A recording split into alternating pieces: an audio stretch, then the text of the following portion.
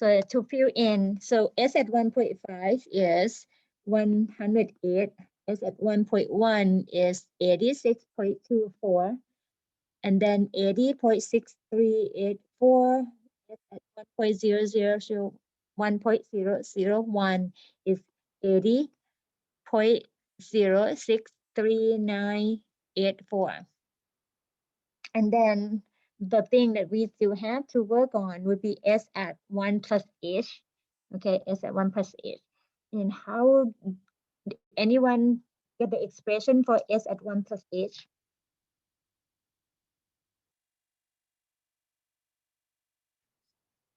No.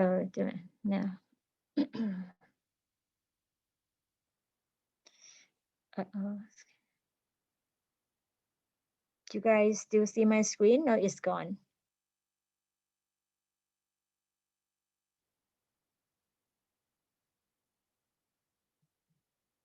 Your screen's back now. Okay, that's good. I hit one and it just went away. All right. For this screen, I'm gonna show you, since the S at T is negative 90, no, negative 16 T squared plus 96T. So S at 1 plus H, you substitute the 1 plus H as the, as the position in T or as the input. So the input 1 plus H T squared plus 96, quantity 1 plus H, and then simplify. It's similar to one of the problems that we did in the last week recap session, that you use whatever the input and replace it wherever it's supposed to be, and then manipulate the algebraic terms, simplify as needed. So 1 plus H squared means 1 plus H times 1 plus H. So make sure you use the appropriate operator, like power 2 mean multiply by itself twice. So 1 times 1, and then H times H times H twice, so going to be 2H plus H squared plus 96 plus 96H. And then clean up one more time. So negative 16 multiply all through. So negative 32H minus 16H squared plus 96 plus 96H.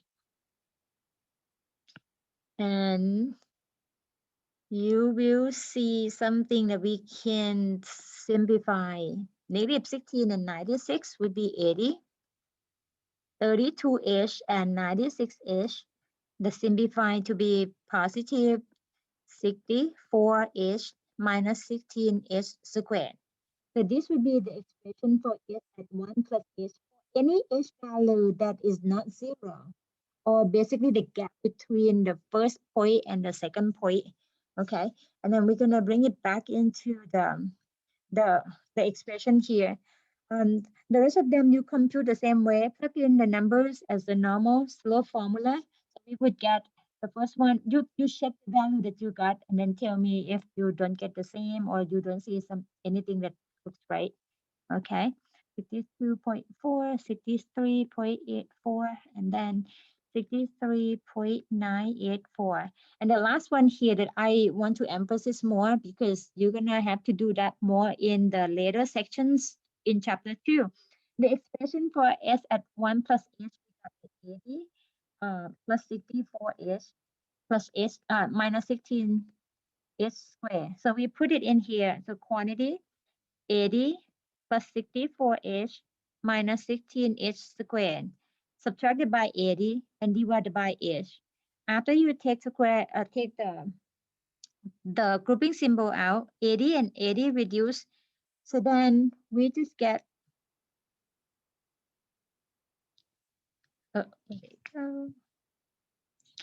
so we get 64H minus 16H squared divided by H. And we see the common factor H, 64 minus 16H. Actually, you can take the 16 out too. But in this case, we can see that H and H reduce. Therefore, the average velocity between t equals 1 and t equals 1 plus H would be 64 minus 16H. Okay, That's the expression for the last average velocity. And then we're gonna make question about the table here. I know it's tedious, but this is the foundation for the limit definition later on. So this example pretty much want you to see the difference between the average velocity and the instantaneous velocity. And from the table here, as you see, the same point would be the point t equals 1. But the second point is depending on how far from the t equals 1. You see the second point is at 2, at 1.5, at 1.1, 1.01, 1.001. See the nature from the very first pair to the later pair, the gap getting smaller and smaller, right? Okay, the gap is getting smaller, or the difference in time is smaller and smaller. So that means the two other pairs getting closer and closer to each other. And then the last expression here to represent for any gap size h. Okay, so you have the general form for to represent the average velocity, a 64 minus 16 is.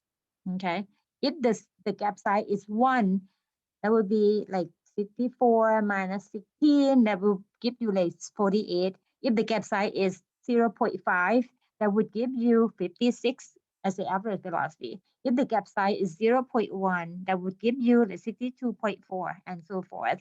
So as a general version of the gap size here, for the concept of the average velocity, you have like 2 points, that will form what the secant line. Because for the instantaneous velocity, where those 2 points getting closer and closer to each other.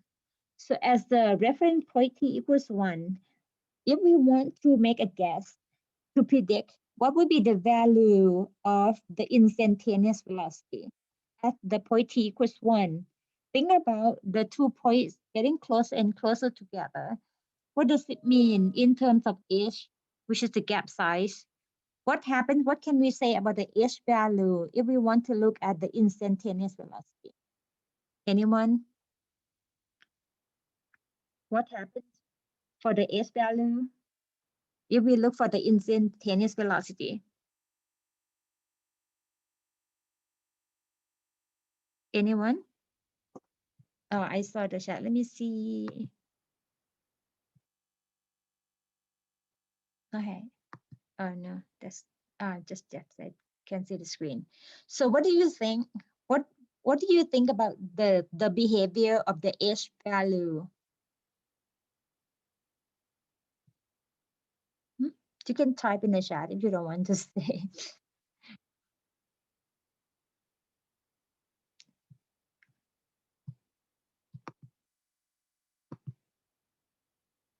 Oh, okay. The question is, we are, first of all, are you okay with the table, the average velocity here at 2 different points of time? You can type in the chat, yes or no. Yes. Okay. Yes. Okay. For the average velocity, we're good, right?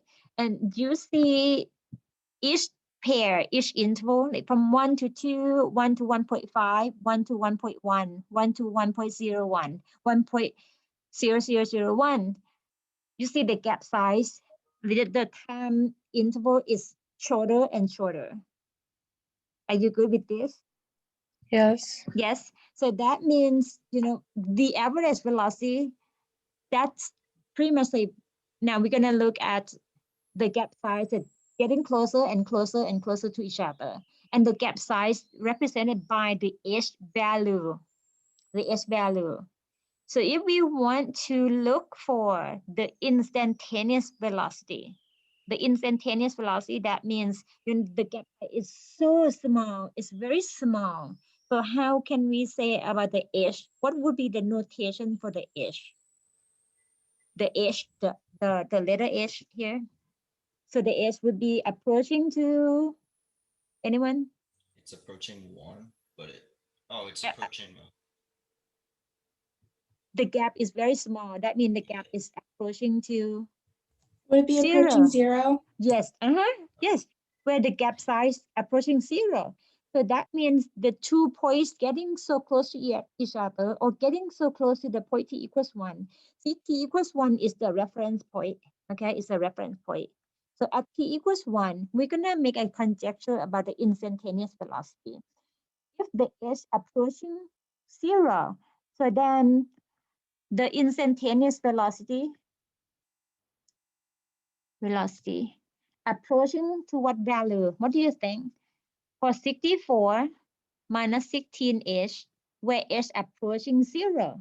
That means this term getting very, very small, right? Very small, or approaching 0. Therefore, the instantaneous velocity would approach what value? 64. By looking at the general notation h, does it make more sense from what you didn't understand the question before? So basically, the average velocity is in the term of 64 minus 16h, but the instantaneous velocity, we look at when the h approaches 0, when h is very small. If h is very small, this term is very, very small. So then 64 will represent the instantaneous velocity. Are we good?